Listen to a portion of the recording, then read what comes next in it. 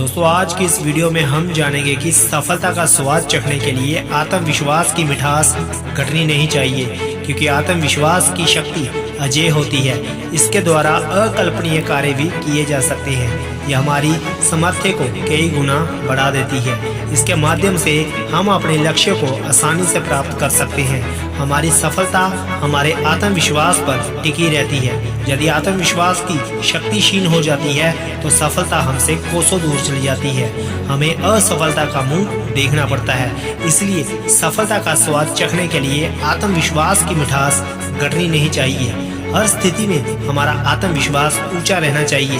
भले ही विपत्ति घेर ले, संकट मार्ग रोक ले, परंतु आत्मविश्वास अडिग है तो सभी अवरोध स्वयं ही ध्वस्त हो जाते हैं।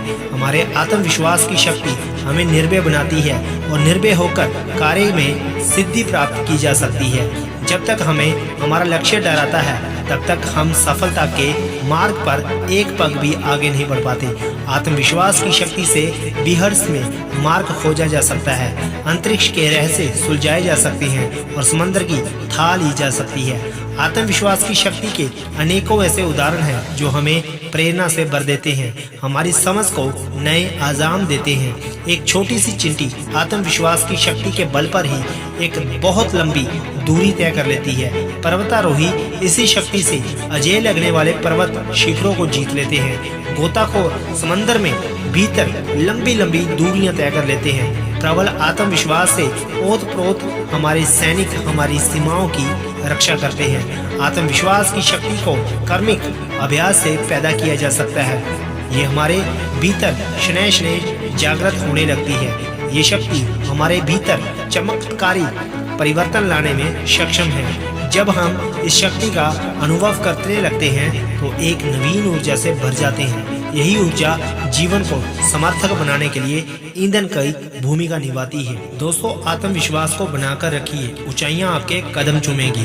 तो चलिए इस बात को मैं आपको एक कहानी के जरिए समझाना चाहता हूँ। दोस्तों एक नगर में एक युवक रहता था। वह वर्षों से जमकर मेहनत करता आ रहा था। कई वर्ष बीत गए लेकिन युवक को सफलता नहीं मिली। इसी वजह से काफी निराश रहने लगा था।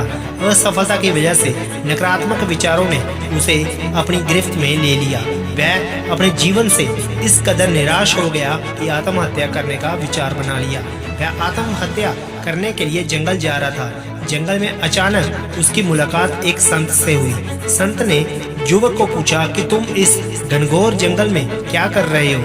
युवक ने जवाब दिया कि मैं अपने जीवन में संघर्ष कर करके थक चुका हूँ। मैं आत्महत्या करने के लिए जा रहा हूँ। संत ने पूछा तुम कितने दिनों से संघर्ष कर रहे हो। युवक ने जवाब दिया कि मुझे सालों के संघर्ष के बावजूद भी कोई नौकरी नहीं मिली। संत ने युवक से कहा तुम्हें नौकरी भी मिल जाएगी और तुम सफल भी हो जाओगे। इसके लिए तुम्हें निराश होने की जरूरत नहीं बल्कि और मेहनत करने की जरूरत है। युवक ने कहा कि मैं किसी योग्य नहीं हूँ, मुझसे अब जिंदगी में कुछ भी नहीं हो सकता। संत ने युवक की निराशा को देखकर उसे कहानी सुनाई। एक बार एक बच्चे ने दो पौधों को लगाया, एक बांस और एक नागफनी का पौधा लगाया। नागफनी में बहुत जल्दी पत्तियां आ गई, लेकिन एक साल गुजर जाने के बाद भी बांस में कुछ नहीं हुआ। नागफनी का पौधा अब बहुत बड़ा हो गया। बच्चे को बांस का पौधा देखकर निराशा हुई। तीसरे और चौथे साल भी बांस के पौधे में कुछ नहीं हुआ। अब बच्चा पूरी तरह से निराश हो गया। लेकिन कुछ दिन बाद बांस के पौधे में अंकुर फूटे और देखते ही देखते बांस का पौधा बहुत बड़ा हो गया। बांस के पेड़ को अपनी जड़ों को मजबूत करने में 4 से 5 साल लग गए, तब जाकर बांस का पौधा बड़ा होना शुरू हुआ। संत ने युवक से कहा कि अभी आपके संघर्ष का समय है। पहले अपनी जड़ों को मजबूत बनाओ, फिर देखो परिणाम क्या होगा। जैसे आपके जड़ मजबूत हो जाएंगे आप बड़े से बड़े तूफान से टकरा जाएंगे। ये बात युवक को समझ आ गई। वह पुनः संघर्ष के मार्ग पर आगे बढ़ गया। इसलिए दोस्तों मुसीबतों से घबराने की जरूरत नहीं है। मुश्किल से मुश्किल हालात का सामना डट के करना चाहिए। उम्मीद करता हूँ कि आज की आपको कहानी अच्छी लगती है। अच्छी लगे तो लाइक शेयर कमेंट करना मत भूलिए और अगर चैनल पर नए हो तो चैनल को भी सब्सक्राइब करके बेल आइकन को प्रेस करना मत भूलिए। धन्यवाद। जय हिंद। वंदे मातरम।